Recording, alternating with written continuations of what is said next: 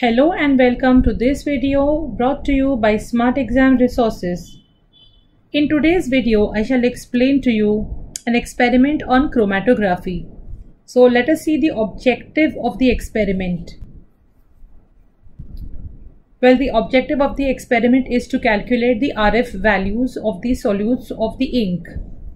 And also we are going to learn the method of identifying the solutes.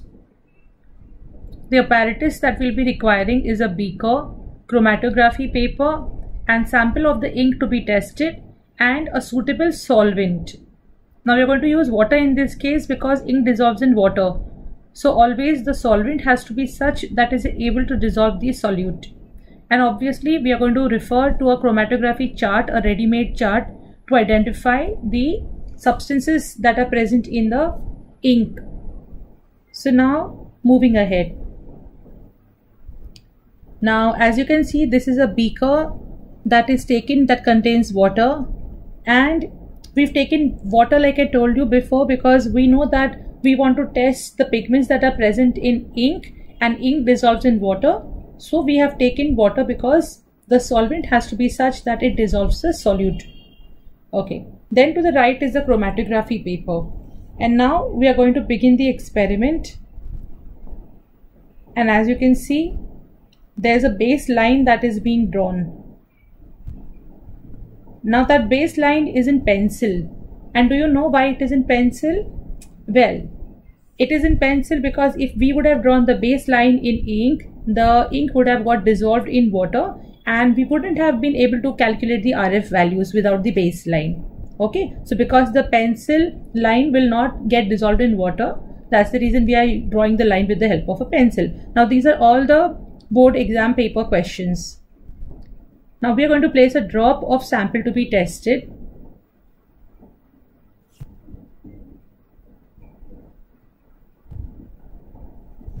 Okay, and what's the next thing? We are going to place the chromatography paper in the beaker.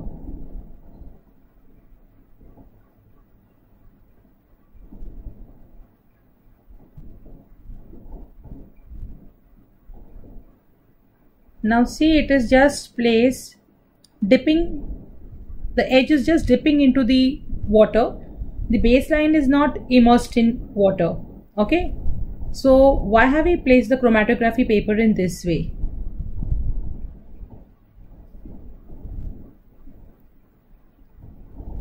Now as you can see, if we would have placed the baseline dipping into the water, then the solute to be tested will completely dissolve in the solvent and get washed away. So you can't perform chromatography, right? And therefore you cannot calculate the RF value, and therefore the identity of the substance will remain unknown. Fine. Now we are going to next see how the water is getting absorbed by the chromatography paper. Observe the water moving up the paper.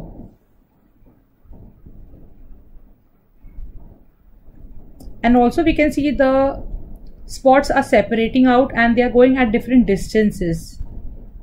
And as you can see, the top of the line is called as the solvent front. That's where the solvent has traveled up to.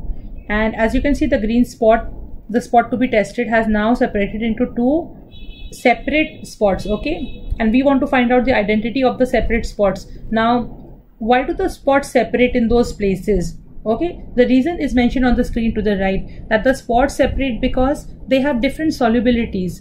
Now the one that is more soluble travels the furthest, and the one that is less soluble travels the least distance compared to the other. So you see the orange one has settled below and the brown one has traveled above, because the orange one or the yellow one, whatever you may call it, that is less soluble. Okay, and the brown one is more soluble. And secondly, they have different degree of attraction to the filter paper. So the second point is, because the first spot is separated, it has got more attraction to the chromatography paper, therefore it got separated first.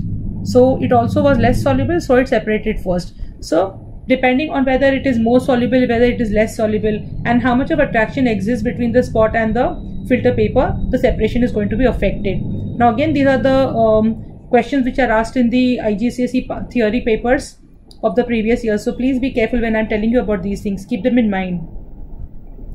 Now we got the spots separated into two different spots, and the green spot got separated into two spots. Then we have the solvent front, and now it's time to calculate the RF values.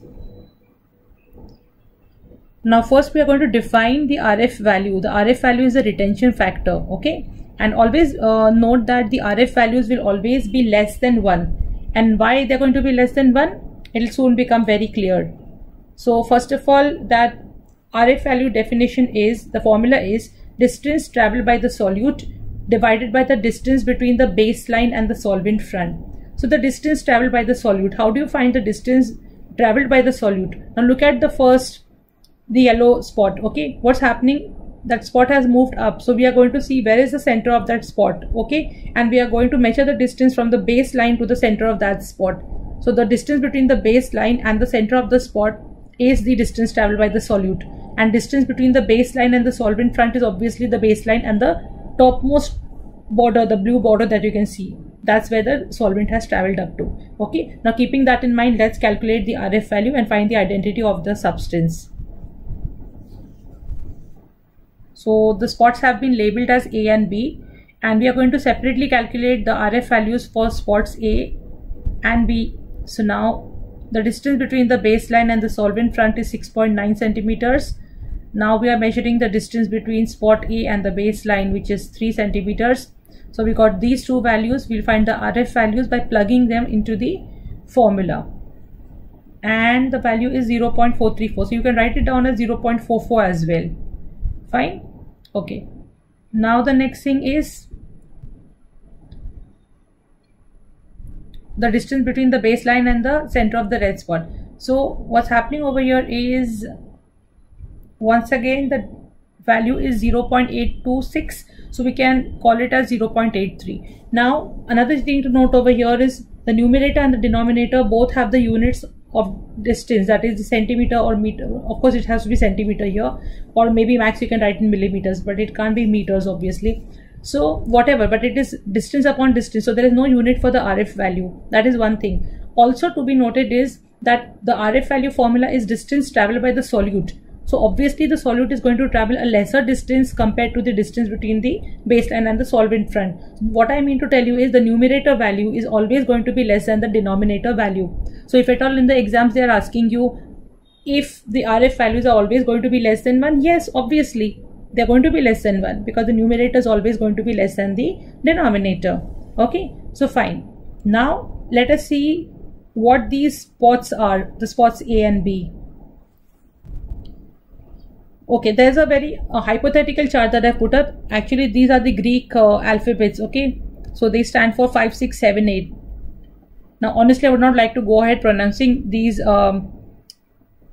substance names because I've taken them from the Greek language, and it would be wrong on my part to just pronounce it in any way. So without pronouncing them, if I have to identify them, definitely I will pronounce them in the way I understand, but I do not know the Greek pronunciation for them, so excuse me for that. So as you can see, the RF values so obtained are experimentally compared to the standard RF values. Now we performed the experiment, we got our RF values, okay? Like I said, we can round off 0.434 as 0.43 and 0.826 as 0.83. So after we have got these, we are going to compare to a ready-made RF value chart.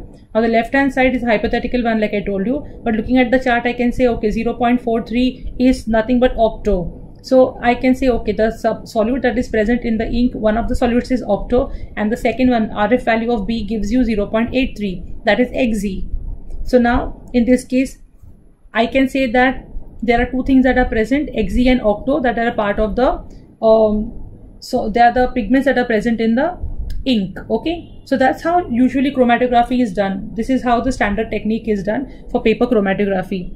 So well, that's all in today's video on chromatography, and this is something more about our website. We are Smart Exam Resources, and we have a lot of study material. We have topic wise past papers.